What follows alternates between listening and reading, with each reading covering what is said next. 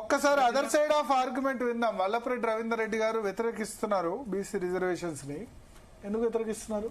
ఇక్కడ G news యాజమాన్యానికి, భరత్ గారికి, తర్వాత వీక్షకులకు, జీ న్యూస్ ప్రేక్షకులకు, నా తోటి సహోదరులందరికీ కూడా హృదయపూర్వక నమస్కారాలు తెలియజేస్తున్నా.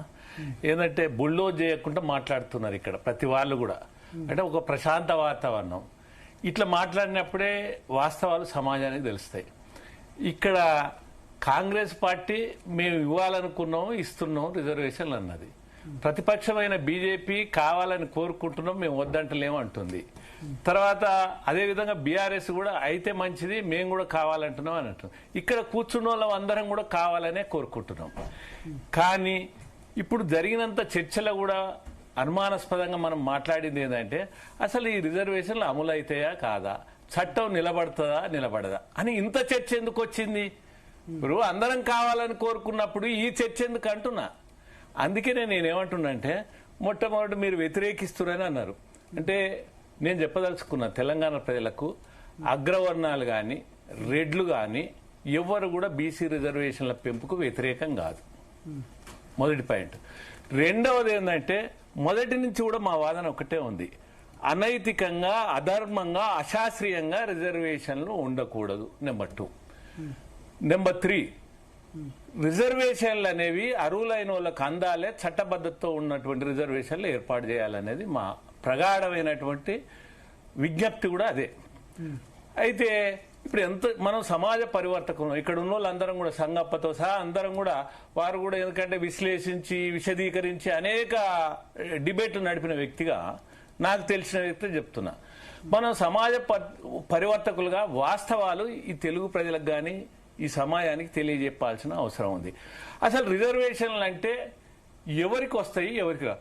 జనగణన వేరు, జనగణన ఒకటైతే, కుల జనగణన ఒకటైతే, తర్వాత కులాలు, బీసీ కులాలకు రిజర్వేషన్లు ఒకటి అనేది 3 అంశాలు ఇక్కడ. ఇప్పుడు జనగణన వేరు, కుల జనగణన వేరు. ఇక్కడ మనం చర్చ అంతే ఉందంటే మేము కుల జనగణన చేసినాం, ఈ కుల జనగణన 56 వచ్చిందని గతంలో, లేదా 62 వచ్చిందని, లేదా 52 వచ్చిందని, కాబట్టి మా జనాభా ఎంత ఉంది, మా రిజర్వేషన్లు అట్లా కావాలన్నాను. కానీ ఇప్పటి వరకు ఈ రాజ్యాంగం, అంబేద్కర్ రాసిన రాజ్యాంగంలో ఎక్కడ కూడా కులాల పరంగా మా జనాభా ఎంత ఉంటే అంత రిజర్వేషన్లు అనేది రాజ్యాంగం వల్ల లేదు. అంటే ఈ రాజ్యాంగం ధర్మబద్ధంగా వ్యవహరించాలన్నప్పుడు మరి రాజ్యాంగం వల్లనే లేకున్నప్పుడు మరి రిజర్వేషన్లు ఎట్లా అమలవుతాయి? అది కూడా థింక్ చేయాలి కదా, మనం కూడా ఆలోచించాలి కదా. ఆలోచించకుండా మా జనాభా ఎంత ఉంది, మా రిజర్వేషన్. అట్లంటే మీకు ఉదాహరణ చెప్తా. గుజ్జర్ల ఉద్యమం జరిగింది, జాటుల ఉద్యమం జరిగింది, మరాఠీల ఉద్యమం జరిగింది, కాపుల ఉద్యమం జరిగింది, పటేళ్ల ఉద్యమం జరిగింది. బీసీ రిజర్వేషన్లలో బీసీలలో మమ్మల్ని చేర్చాలనేది చాలా విపరీతమైనటువంటి ఉద్యమాలు జరిగి విధ్వంసాలకు పాల్పడినటువంటివి ఉన్నాయి. ఇక్కడ కంటే ఎక్కువ చాలా వాదనలు వినిపించినటువంటి సందర్భాలు ఉన్నాయి. కానీ ఇన్ని ఉద్యమాలు జరిగినా వాళ్ళని బీసీలలో ఎందుకు చేర్చలేదు అంటే సామాజిక వెనుకబాటు కావాలి. అంటే రిజర్వేషన్లకు మూలాల సిద్ధాంతాలకు పోకుండా మనం రిజర్వేషన్లు మా జనాభా ఎంత ఉంది కాబట్టి ఇవ్వాలనేది అట్లా కోరడం రాజ్యాంగ స్ఫూర్తికి విరుద్ధం. అందుకే అక్కడ ఎందుకు ఇవ్వలేదు, బీసీ రిజర్వేషన్లలో చేర్చలేకపోయారు. వాళ్ళకు సామాజిక వెనుకబాటు లేదు, పటేళ్లకు లేదు, గుజ్జర్లకు లేదు, జాట్లకు లేదు, మరాఠులకు లేదు, కాబట్టి వాళ్ళకి ఇవ్వలేదు. కానీ ఏ వెనుకబాటు ఉంది? ఆర్థిక వెనుకబాటు ఉన్నమాట అన్ని కులాలు ఉంది, అక్కడ కూడా ఉందనే దాని మీద గుర్తించిన తర్వాత ఈడబ్ల్యూఎస్ రిజర్వేషన్లు వచ్చిన తర్వాత వాళ్ళ చేర్చడం జరిగింది. అందుకనే నేనేమంటున్నట్టే మన అందరికీ తెలుసు రిజర్వేషన్ల విధానము కుల జనగణనకు సంబంధం లేనిది. రిజర్వేషన్ల విధానం అనేది డెడికేషన్ కమిషన్. ఇప్పుడు మీరు ఏమంటారు? నేను అంటున్నా డెడికేషన్ కమిషన్ నెంబర్ 1 చేశారు, డెడికేషన్ అది కూడా చెప్తున్నా. వాళ్ళకి అవకాశం ఇచ్చి నాకు కూడా పరిపూర్ణంగా ఇవ్వండి. నెంబర్ 2 ఏమంటున్నంటే త్రిబుల్ టెస్ట్. నెంబర్ 3 ఏమంటున్నంటే ఎంపారికల్ డాటా. అయితే ఎంపారికల్ డాటాలా 3 విలక్షణంగా 3 పేర్కొన్నారు. 1 సామాజిక వెనుకబాటు, 2 ఆర్థిక వెనుకబాటు, 3 రాజకీయ వెనుకబాటు. అదేవిధంగా విద్యలో కూడా స్థితిగతులను వెనుకబాటుతానని ఆలోచించమన్నట్టు.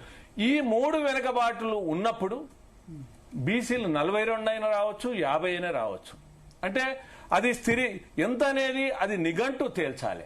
ఈ నిఘంటు తేల్చింది ఈ ప్రభుత్వం తెలంగాణలో అది మీకు కనిపించిందా అంటే నేను ఎందుకు అంటున్నా అంటే ఈ డెడికేషన్ కమిషన్ వేసినాక డెడికేషన్ కమిషన్ కున్న అధికారం ఒకటి ఏం అధికారం ఉందంటే రిజర్వేషన్లకు ఎవరు అర్హులు, రిజర్వేషన్ల జాబితాలో ఎవరిని ఉంచాలి,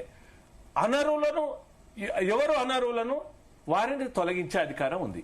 అంతవరకే ఉంది. కానీ రిజర్వేషన్లు పెంపుకు సిఫారసులు చేయొచ్చు కానీ పెంచే అధికారం రాష్ట్ర ప్రభుత్వానికి లేదు, కమిషన్ కూడా లేదు. కానీ నిర్ధారించే అధికారం ఉంది, అర్హులు అనర్హులు తేల్చే అధికారం ఉంది. అర్హులు అనర్హులు అన్నప్పుడు నేను ఇప్పుడు ఇప్పుడు కొన్ని కులాలు ఉన్నాయి ఏది ఈ రిజర్వేషన్ల జాబితాలో, మరి అనర్హులుగా కులాలు కూడా ఉన్నాయి. ఏమన్నా తొలగించినట్టు మీకు కనపడదా, చేర్చినట్టు కనపడదా? నేను దానికి ఉదాహరణ చెప్తున్నా, నేను స్పష్టంగా చెప్పదలుచుకున్నా. కాపులు ఉన్నారు. ఈ కాపులు అనేవారు 1906 నుంచి స్వతంత్రం వచ్చిన తర్వాత గాని బ్రిటిష్ కాలంలో గాని నిజాం కాలంలో గాని కాపులు అనేవాళ్ళు అగ్రకులాలు. అంటే ఇప్పుడు కాపులు ఆంధ్రాలో కాపులు సీమ దగ్గర అగ్రకులాలే ఆంధ్రాలో, అది కూడా చెప్తాను మీకు. దానిలో కూడా ఇప్పుడు తూర్పు కాపు అది ఆ కాపులు అనే అంటే మొట్టమొదలు ఉన్నది కాపులు. ఆ కాపులు అనే వాళ్ళు ఏం చేశారంటే 1930కి వచ్చే వరకు కాపు వెలనాటి, కాపు కమ్మనాటి, కాపు తూర్పు, కాపు బలిజ, కాపు ఒంటరి, కాపు మున్నూరు ఇట్లా వివిధ రకాలుగా మారిన తర్వాత ఆ తర్వాత క్రమంలో ఏమైందంటే ఒక్కొక్క ప్రాంతంలో ఒక్కొక్క విధంగా పిలిచాడు. కమ్మలను విషయానికి వస్తే ఇక్కడ రాయలసీమలో ఏమొచ్చారంటే నాయుళ్ళు అన్నారు కమ్మలను. అదే విధంగా కోస్తా ఉత్తరాంధ్రకు వచ్చే వరకు చౌదరులు అన్నారు. అదే విధంగా వెలమలను ఏది విజయనగరం జిల్లాలకు వచ్చే వరకు వాళ్ళను రాయుళ్ళు అన్నారు. తర్వాత రాయుళ్ళు పోయిన తర్వాత ఏమైంది రావులు అయ్యారు. అదే విధంగా కాపులు ఏమైనారు రెడ్లు అయ్యారు. అంటే నేనేం చెప్పదలుచుకున్నా అంటే ఈ సమాజం అంటే నేనేం చెప్పదలుచుకున్నా అంటే కాపులు అనేవాళ్ళు కాపుల నుంచి వచ్చారంట అంటే 100% కాపులు అనేవాళ్ళు క్షుద్రులే అయినప్పటికీ కాపులు అనేవాళ్ళు రెడ్లైనా కాపులే, వెలమలైన కాపులే, తర్వాత చౌదరులైన కాపులే. ఒక మున్నూరు కాపులను టార్గెట్ చేసి వాళ్ళు నన్ను పూర్తిగా చెప్పనియండి. నన్ను చెప్పిన తర్వాత మీరు ఏదన్నా నన్ను అడగండి. అయితే కాపులు అనేవాళ్ళు అగ్రకులంగా ఉన్నారు అంటే స్వతంత్రం వచ్చిన తర్వాత బ్రిటిష్ కాలంలో నిజాం కాలంలో ఉండి 1970 తదనంతరము కాపులు బీసీ జాబితాలో చేరారు. అయితే మీరు కాపులని టార్గెట్ చేస్తున్నారు ఎందుకు అని అంటున్నారు. మీరు అడిగిన ప్రశ్న నేను ఎప్పుడైనా నేను వెళ్ళాకనే చెప్పిన పారామీటర్స్ లో సామాజిక వెనుకబాటు కాపులకు ఉందా, కుల వివక్షత కాపులకు ఉందా, తర్వాత కులంలో చిన్న చూపు కాపులకు ఉందా?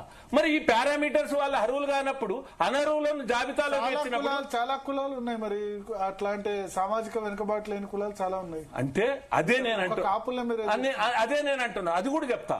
అయితే కాపులనే ఎందుకు అంటున్నంటే ఎప్పుడైతే పి శివశంకర్ గారు న్యాయకోవిదుడయ్యి ఆయన ఏం చేసిండంటే నేను చెప్పడం కాదు తన పుస్తకంలో రాసుకున్నాడు, కాపులను నేను బీసీలలో చేర్చినానని రాసుకున్నాడు. అంటే తను ఇన్ఫ్లుయెన్స్ తోటి తనకున్నటువంటి శక్తిని యుక్తిని ఉపయోగించి బలవంతంగా కాపులను బీసీలోకి చేర్చినప్పుడు సామాజిక వెనుకబాటు లేనప్పుడు అగ్రకులాలు అయినప్పుడు కాపులు బీసీలు ఎట్లయితారు? అంటే కాపుల వల్ల బీసీలకు అన్యాయం జరుగుతుందా లేదా? ఇప్పుడు ఒక వల్లపరెడ్డి రవీందర్రెడ్డిగా నేనేమంటున్నా అంటే ఈ కాపులు అనేవాళ్ళు అందరూ అగ్రకులాలే. చౌదరుల అగ్రకులాలు అయినప్పుడు, కమ్మల అగ్రకులాలు అయినప్పుడు, వెలమల అగ్రకులాలు అయినప్పుడు, రెడ్ల అగ్రకులాలు అయినప్పుడు కాపులు బీసీలు ఎట్లయితారు? అయినా అదే కాపులు ఆంధ్రలో అగ్రకులాలు, మరి ఇక్కడ బీసీలు ఎట్లయితారు? తూర్పు కాపులు అక్కడ ఉత్తరాంధ్రలో కూడా వాళ్ళు కూడా బీసీలే. ఇది ఇప్పుడు బీసీలు కావాలని కోరుకుంటున్నారు. అంటే ఎవరైనా విభజించబడ్డది కాపులు. అయితే మీరేమంటున్నారంటే ఇంకొకటి సామాజిక వెనుకబాటు కాపులకు లేదన్న, ఇంకోటి కూడా చెప్తున్నా, ఆర్థిక వెనుకబాటు అన్ని కులాలు ఉంది, రెడ్లలో ఉంది, బ్రాహ్మణులు ఉంది, అన్ని కులాలలో ఆర్థిక ఆధారంగా చేయలేదు. నేను ఏం చెప్తున్నా అంటే ఉన్నోళ్ళు లేనోళ్ళు రాజకీయ వెనుకబాటు కూడా ఉండాలి. ఏది ఈ పారామీటర్. మరి రాజకీయ వెనుకబాటు కాపులకు ఎక్కడ ఉందండి? నేను చెప్తున్నా, హనుమంతరావు కాపు, ఆయన బీసీ ప్రతినిధిగా చలామణి అయ్యిండు. కాపు ఆయన ఎవరికి టికెట్లు ఇచ్చిండు? రెడ్లతోటి మిలాఖత్ అయిండు, బీసీలకు అన్యాయం చేసిండు. ఎందుకు రెడ్లనే ఇప్పుడు నేను వినండి, నేను ఒక రెడ్డిగా వాస్తవాలు చెప్తున్నా. ఒక బీసీగా అతనికి సీఎం కాలేదు అన్నాడు. అసలు మీరు తెలుసుకోండి, ఎప్పుడైనా పిసిసి అనే వ్యక్తికి ఎమ్మెల్యే సీట్లు ఇవ్వడానికి అవకాశం ఉంటుంది, ఎంపీ టికెట్లు ఇవ్వడానికి అవకాశం ఉంటుంది. అతను బీసీ ప్రతినిధిగా ఉండి అగ్రగామిగా రెడ్లతో మిలాఖత్ అయ్యి రెడ్లకు టికెట్ ఇచ్చాడు. అదేవిధంగా కేశవరావు పిసిసి అయ్యిండు, అదేవిధంగా డి శ్రీనివాసుడు పిసిసి అయ్యిండు, అదేవిధంగా పొన్నాల లక్ష్మయ్య పిసిసి అయ్యిండు. వీళ్ళందరూ కూడా వాళ్ళ అధికారం ఏంది? ఫస్ట్ ప్రభుత్వం రాదు, టికెట్లు ఇచ్చే అధికారం వాళ్ళకు ఉన్నప్పుడు బీసీలకేలే. అప్పుడు కూడా అగ్రగామిగా అగ్రకులాలకు ఇచ్చారు, రెడ్లకు ఇచ్చారు.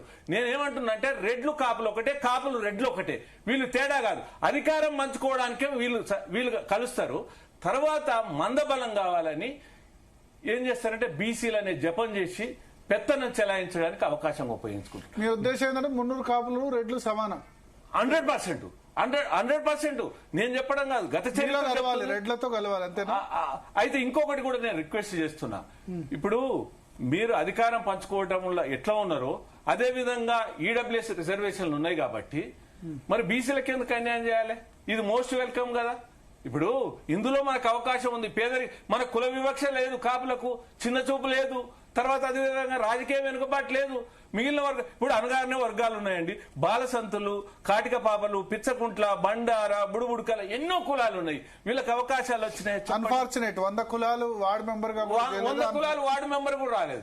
అంటే నిరంతరం అనునిత్యం ఏకస్వామ్యం, ఒకే కుటుంబం, ఒకే కులం, ఒకే వర్గం, ఫలితం అదే వాళ్ళకే అందాలా? అయితే దానికి వర్గీకరణ చేయమని అడగాలి. ఇప్పుడు మీరు చెప్పిన 100 కులాలు ఏవైతే అడుగు పెట్టలేదో ఇప్పుడు ఏమైందంటే ఒక రవీందర్ రెడ్డి వీటన్నిటి జనాభా ఆధారంగా బీసీఏ బీసీడీని కూడా మళ్ళీ బాలరాజు మాట్లాడినాక బాలరాజు అవకాశం నన్ను పూర్తి కాలే.